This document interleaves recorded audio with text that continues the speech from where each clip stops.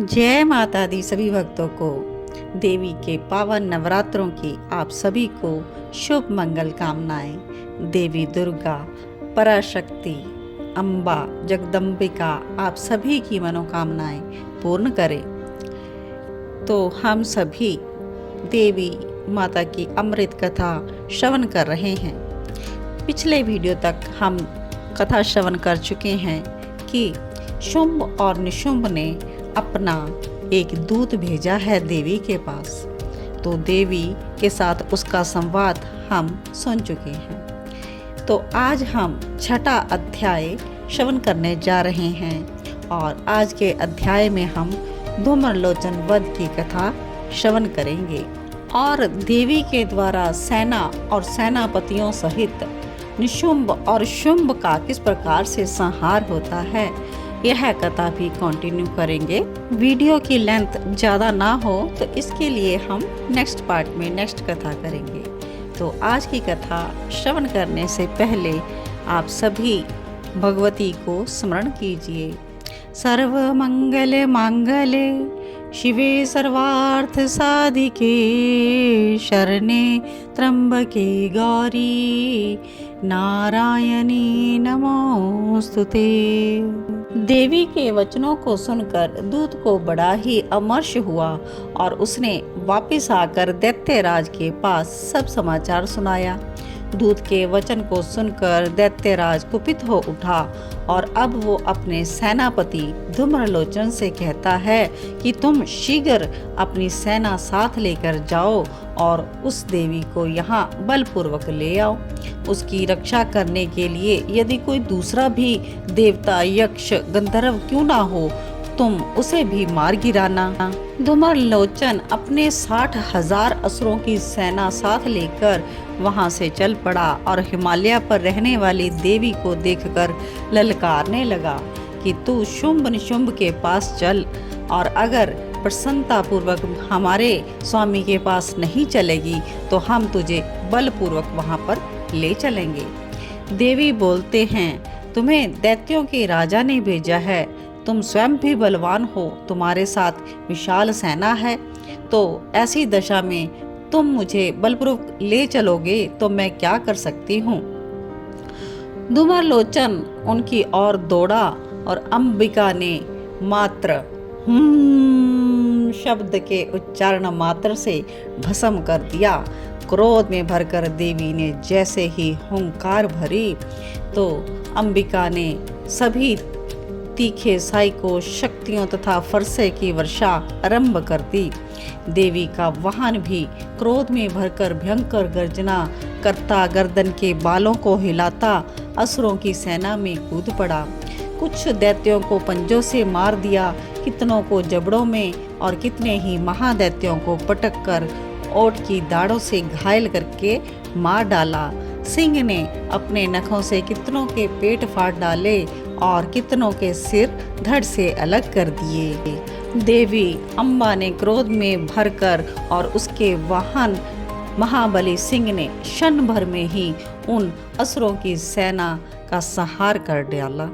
शुंभ ने जब सुना कि देवी ने धूम्रलोचन असुर को मार डाला और सिंह ने भी सारी सेना का सफाया कर डाला, तब उसे और भी क्रोध आया।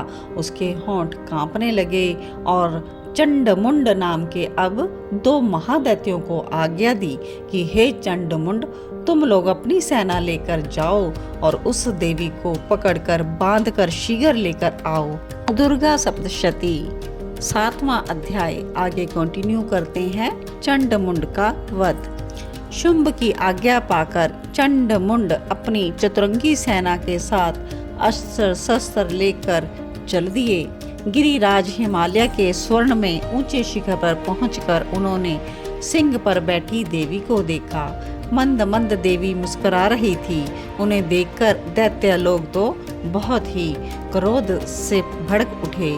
किसी ने धनुष तान लिया, किसी ने तलवार संभाली और कुछ लोग देवी के पास आकर खड़े हो गए।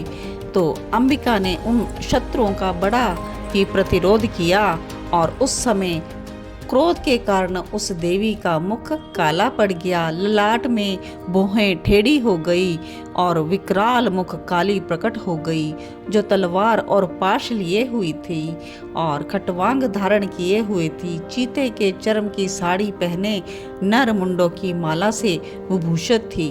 उनके शरीर का मांस सूख गया था, केवल हड्डियों का ढांचा था, जिससे वह और भी भयंकर जान पड़ती थी। अपनी भयंकर गर्जना से संपूर्ण दिशाओं को वो गुंजा रही थी। बड़े बड़े दैत्यों का वध करते हुए कालिका देवी बड़े वेग से दैत्यों की सेना पर टूट पड़ी। क्षण भर में सबको भक्षण करने लगी। अंकुशधारी महावतों, योद्धाओं और घंटा सहित कितने ही हाथियों को एक ही हाथ से पकड़कर मुंह में डाल लेती। इसी प्रकार घोड़े, रथ, सारथी के साथ रथी सैनिकों को मुंह में डालकर बड़े भयानक रूप से चबा डालती थी। किसी के बाल पकड़ लेती, किसी का गला दबाती, किसी को पैरों से कुचल डालती और किसी को छाती से धक्के मारकर गिरा डालती। वे असुरों के छोड़े हुए बड़े बड़े अस्त्र शस्त्र को मुंह में पकड़ लेती और रोष में भरकर उनको दांतों से ही पीस डालती। काली ने बलवान दुरात्मा दैत्यों की वह सारी सेना रौंद डाली, खा डाली, कितनों को मार भगाया।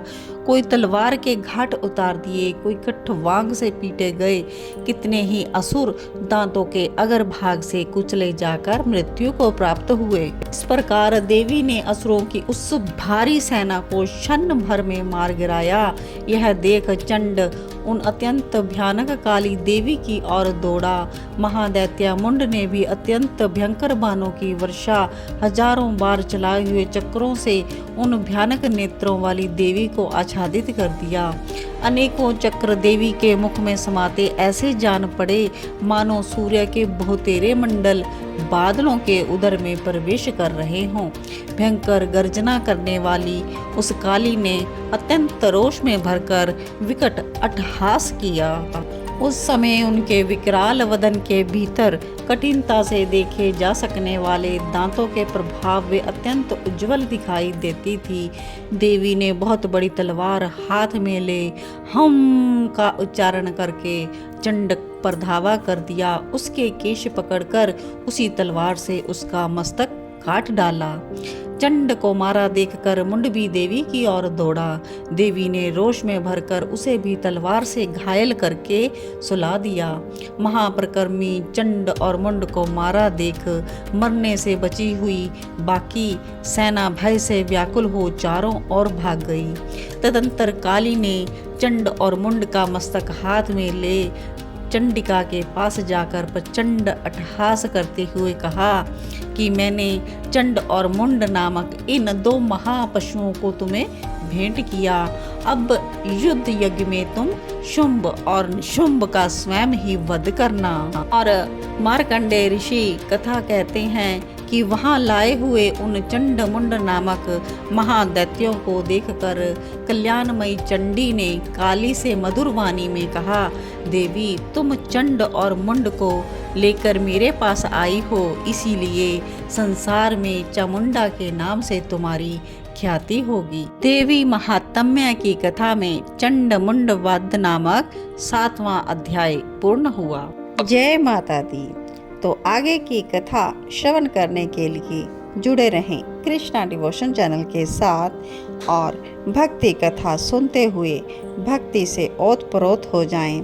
देवी आप सभी की मनोकामनाएं पूर्ण करें। देवी की इस पावन अमृत कथा को आगे श्रवण करने के लिए आप सभी जुड़े रहें कृष्णा डिवोशन चैनल के साथ और न्यू व्यूअर्स चैनल को सब्सक्राइब ज़रूर कर ले। केवल एक ही बार आपको सब्सक्राइब करना है और इस वीडियो को ज़्यादा से ज़्यादा शेयर करें ताकि अन्य लोगों तक भी यह कथा पहुंच पाए।